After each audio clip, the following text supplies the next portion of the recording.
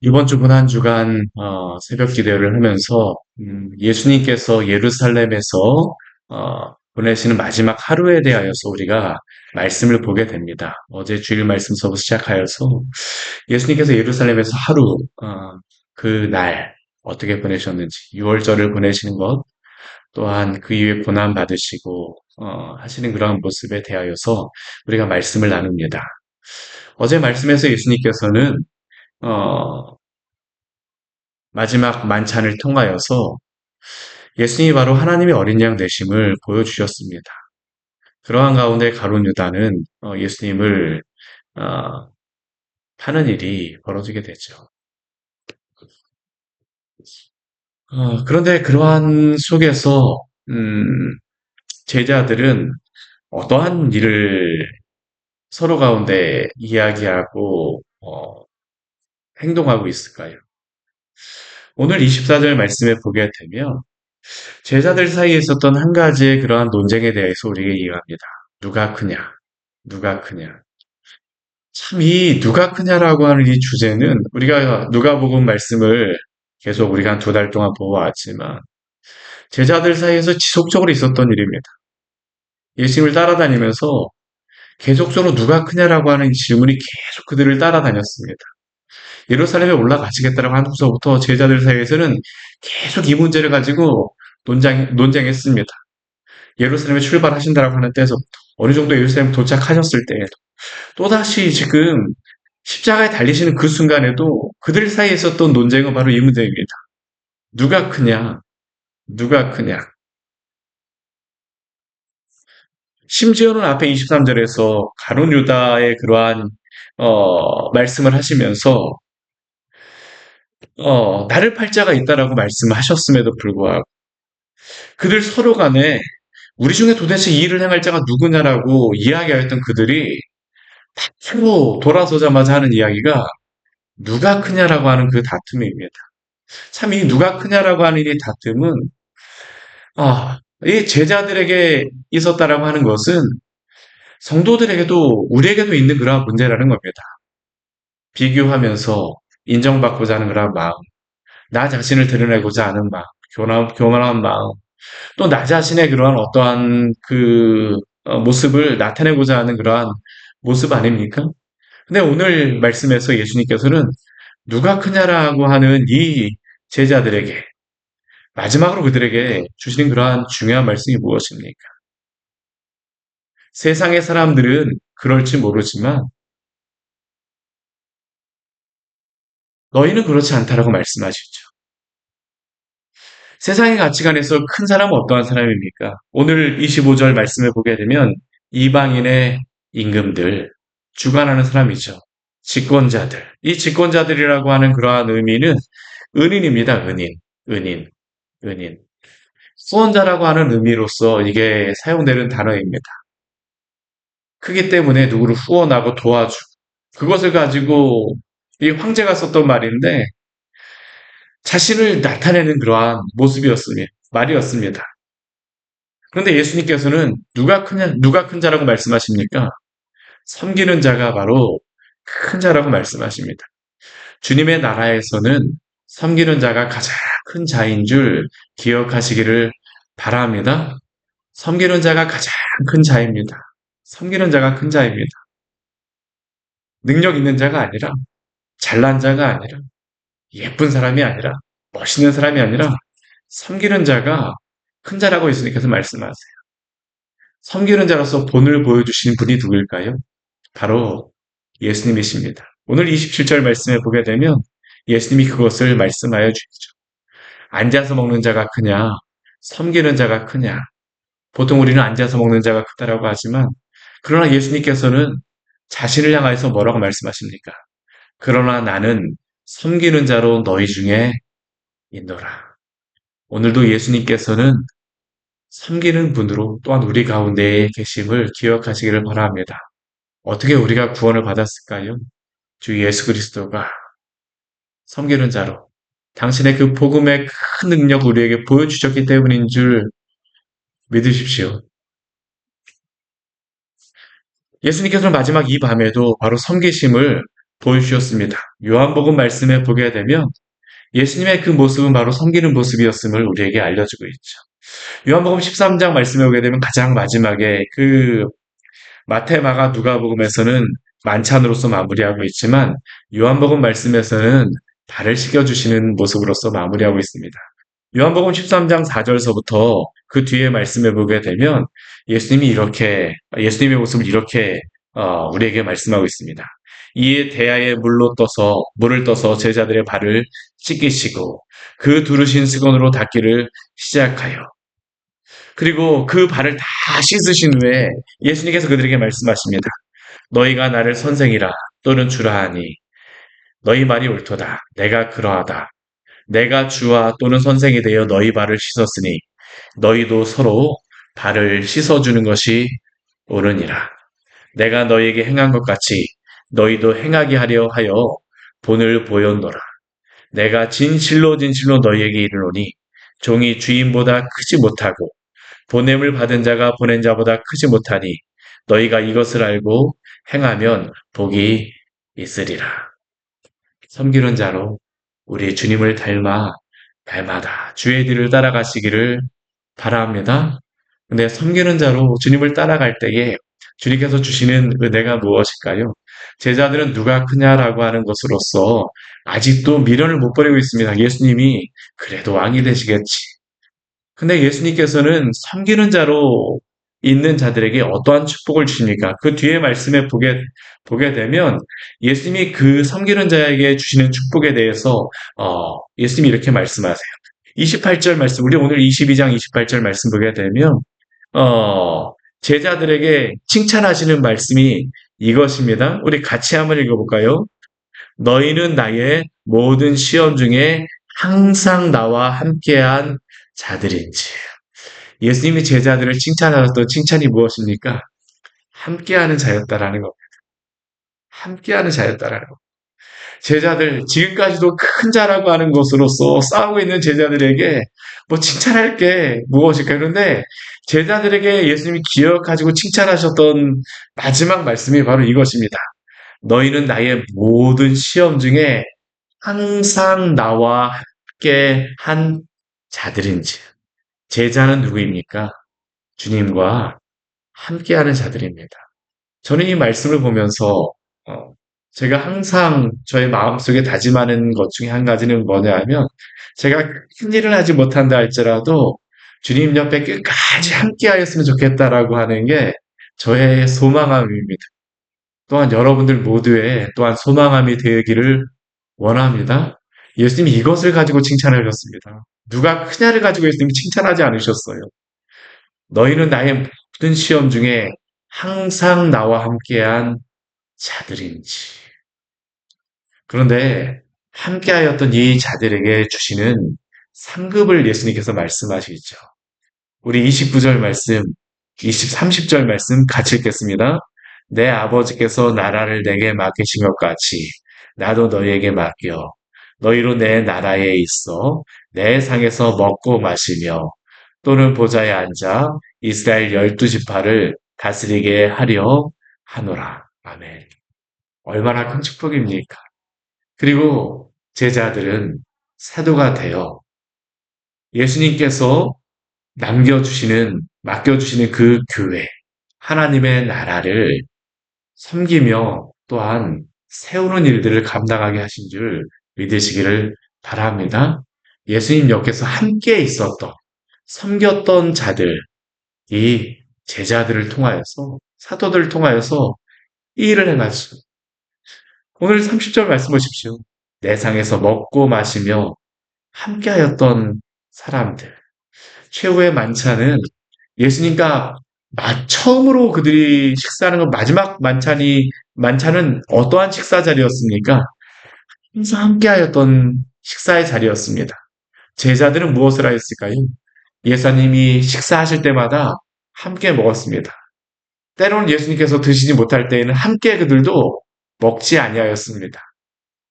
그러나 함께 먹고 마셨던 이 제자들이 또한 주님의 상에서, 주님의 나라에서 함께 먹고 마시는 그러한 약속들, 또한 그 다스리는 일, 다스리는 그러한 일들을 끝까지 감당하게 하셨음을 기억하십시오. 사랑하는 여러분, 큰 자가 되기를 소망하지 마십시오. 주님 옆에서 항상 함께하기를 애쓰시는 성도들 되시기를 바랍니다. 이게 복입니다. 이게 복입니다. 우리 고난 주간 우리 특별 새벽 기도에 오늘 우리에게 주시는 말씀, 이것 저는 기억하셨으면 좋겠어요. 큰 자가 되기를 구하는 것이 아니라 주님 옆에 있어서 함께 먹고 마시기를 바라십시오. 근데 오늘 말씀 뒤에 보게 되면 이렇게 예수님께서 제자들에게 어, 또한 약속의 말씀을 주셨음에도 불구하고 마지막까지 제자를 시험하는 그러한 부분이 있죠. 오늘 31절 말씀해 보게 되면 시몬 베드로에게 하시는 말씀입니다. 시몬아 시몬아 보라 사단이 너희를 밀가부듯 하려고 요구하였으나 이것은 무엇에 대한 것입니까? 예수님을 3번 부인하는 것에 대해서 말씀하시는 것이죠. 사실 베드로가 예수님 이제 바로 뒤에 말씀해 볼 말씀에서 베드로가 예수님을 3번씩이나 부인하지 않습니까? 가룟 유다가 예수님을 대제사장들과 그 사람들에게 팔아 넘기는 것이나 베드로가 예수님을 부인하는 것이나 별반 다르지 않습니다. 우리 이제 내일 말씀, 그 뒤에 말씀해 보게 되면 저주하면서 예수님을 부인하지 않습니까? 그런데 베드로가 그 가운데에서도 그 믿음을 지킬 수 있었던 이유가 무엇일까요? 오늘 32절 말씀을 보게 되면 예수님께서 베드로에게 이렇게 말씀하세요. 그러나 내가 너를 위하여 내 믿음이 떨어지지 않기를 기도하였노니. 어떻게 베드로가 그렇게 버틸 수 있습니까? 우리 주님께서 베드로를 위하여서 기도하셨기 때문입니다. 때때로 우리도 그렇지 않습니까? 우리가 참 신앙이 있다라고 하지만 우리의 신앙에도 보면 굴곡이 있습니다. 저도 저의 신앙생활, 신앙이 있다라고 하시는 그런 분들의 모습을 보게 되면 때로는 이렇게 올라갈 때도 있습니다. 그러나 때로는 어떻습니까? 내려올 때도 있어요.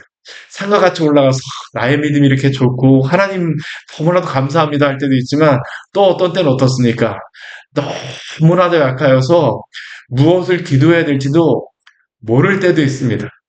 그런데 어떻게 우리가 우리의 신앙을 유지하며 그러한 시험 가운데서 버틸 수 있을까요?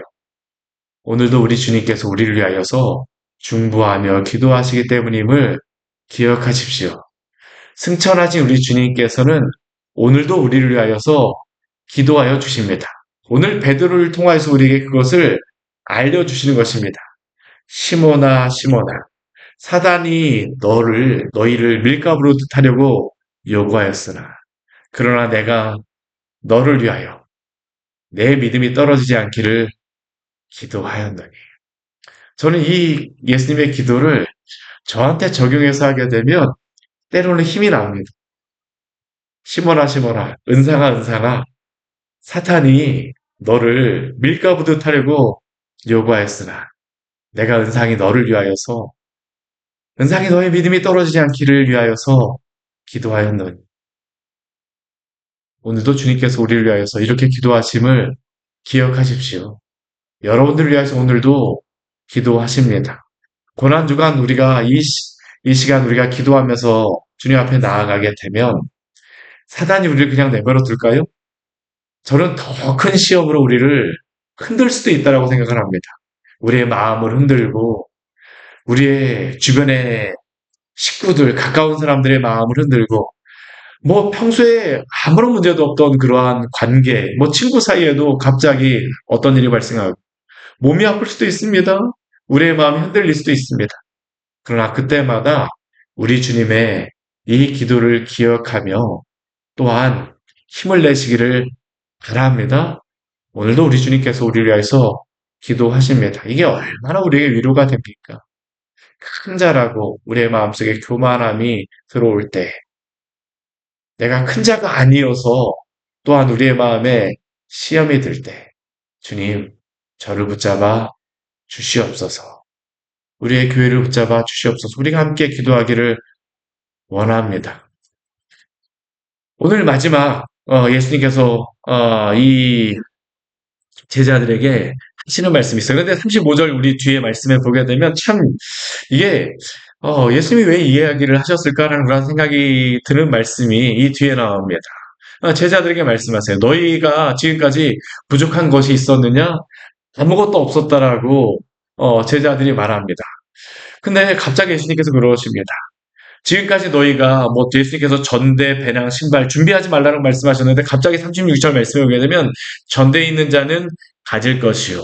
배낭이 있는 자는 가지라고 말씀하시고 검 없는 자는 겉옷을 팔아서 사라고까지 말씀하십니다. 왜 이 말씀을 하실까요? 이제 예수님께서 고난을 받으시고 붙잡혀 가시기 때문이죠. 우리 37절 말씀에 보게 되면 예수님이 이러한 말씀을 하십니다. 내가 너에게 말하노니 기록된 바 그는 불법자의 동료로 여김을 받아 한 말이 내게 이루어져야 하리니 내게 관한 일이 이루어져 감이니라. 마지막으로 이제 예수님께서 붙잡히시는 그러한 일이 그들 눈앞에서 벌어질 것입니다. 지금까지 그들은 예수님의 말씀만 들었지만 불법자의 동료로 여김을 받아서 예수님이 실제로 다 붙잡혀 가십니다. 이것은 얼마나 큰 문제, 큰 시험이겠습니까? 여러분들 한번 생각해 보십시오. 예수님이 옆에 있었는데 경찰이 와서 예수님 붙잡아 간다고 생각해 보십시오. 군인이 와서 붙잡아 간다고 생각해 보십시오. 저는 불법자라고 이야기한다고 생각해 보십시오. 시험이 안 될래 안 될 수가 없습니다. 무엇을 가지고 이기시겠습니까? 오늘 예수님께서는 35절과 36절 말씀을 하시지만 그들이 이 이야기를 듣자 제자들이 얘기하죠. 주여 보소서 여기 검들이 있나이다. 그것으로 족하다 말씀하십니다. 근데 저는 우리가 세상에 검으로 다 이길 수는 없죠. 물론 예수님께서도 검으로 다 이길 수 있다라고 말씀하시는 것은 아닙니다. 뒤에 보게 되면 검으로서 승하고자 하는 검으로 망한다라고 말씀하세요. 그럼 여기에 있는 검은 무엇일까요? 말씀입니다. 말씀. 말씀. 사단이 우리를 시험할 때에 주님이 주시는 그 말씀으로 이기시기를 바랍니다. 예수님께서 시험을 받으실 때에도 처음에 시험을 받으실 때도 말씀으로 사단을 대적하셨습니다. 오늘 이 제자들에게 주시는 것도 바로 이 말씀을 가지고 이기라고 말씀하시는 것입니다. 우리 에베소서 가장 마지막의 말씀, 우리 에베소 6장 17절의 말씀에서도 예수님이 이렇게 그 사도를 통해서 우리에게 이렇게 말씀하시죠. 구원의 투구와 성령의 검, 곧 하나님의 말씀을 가지라. 히브리서 4장 12절 말씀은 또한 우리에게 이렇게 말씀합니다. 하나님의 말씀은 살아있고 활력이 있어 좌우의 날선 어떤 검보다도 예리하여 손과 영과 및 관절과 골수를 찔러 쪼개기까지 하며 또 마음의 생각과 뜻을 판단하나니. 사랑하는 여러분, 우리가 시험에 들 때에 주님의 말씀을 가지고 승리하시기를 바랍니다. 이번 한 주 여러 가지 많은 일들이 있을 수 있습니다. 고난주간 우리가 기도하겠다라고 하게 되면 더 큰 시험을 마귀가 줄 수도 있습니다. 그때마다 주의 말씀을 가지고 기도하십시오. 그리고 승리하시기를 바랍니다. 주님께서 오늘도 우리를 위하여서 기도하며 함께 하십니다. 같이 기도하도록 하겠습니다. 하나님 아버지, 오늘 말씀을 통하여서 우리에게 귀한 은혜를 주니 감사를 드립니다. 제자들이 이 마지막 밤에도 예수님 앞에서 누가 크냐라고 서로 다툽니다. 주님을 따르겠다라고 하는 이 제자들, 오늘 우리도 그렇지 않습니까? 이 고난주간 새벽 기도에 나왔음에도 불구하고 우리의 마음속에 일어나는 많은 생각과 많은 사건과 상황들이 우리로 하여금 주님을 섬기지 못하게 하며 누가 크냐, 누가 작냐를 가지고 우리를 시험할 수도 있습니다. 그러나 그러한 때마다 섬기는 자가 큰 자라고 말씀하여 주셨사오니 오 주님, 우리가 섬김의 본을 보이신 주님의 모습을 따라 주님을 따라가는 제자들로 서게 하여 주시옵소서. 또한 당신의 말씀으로 또한 우리에게 알려주신 것과 같이 오늘도 때로는 우리가 그러한 시험에 들었을 때에도 우리를 위하여 기도하시는 우리 주님을 기억하게 하여 주시고 주의 말씀을 가지고 또한 흔들리지 않은 우리 귀한 백성들 될 수 있도록 주의 성도들 될 수 있도록 주께서 오늘도 지켜 주시옵소서. 예수님 이름으로 기도드립니다. 아멘. 오늘 말씀까지 기억하시면서 함께 기도하며 나가도록 하겠습니다. 같이 기도하시겠습니다.